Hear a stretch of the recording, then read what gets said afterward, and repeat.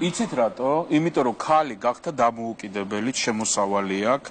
ადრე შემგონი სურვილი არ ქონდათ ქალებს, მაგრამ რისი სურვილი რო გაშორებულიყო ხმა. რატომ? მიზეზი რა იყო? ნუ მიუამრავი რაღაცა, მაგრამ ვერ შორდებოდნენ, იმიტომ რომ ბავშვები, იმიტომ რომ და ყველაზე მთავარი. ქალი გახდა თავისუფალი. ყველაზე მთავარი შემოსავლის წყარო არ ქონდა. კაცი რა შვება ამ დროს? თავისუფალი არ არის კაცი?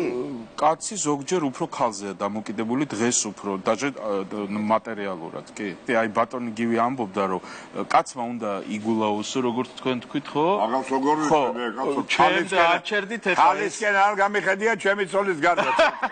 ხო, კი. ბატონ კახისთან რომ მუშაობდით ამ ფილმზე, იქ ესეთი მომენტი იყო, რომ აი შვილიშვილმა მოიყვანა გოგოები რა, ორგია ქონდა და დარჩა ღია კარი.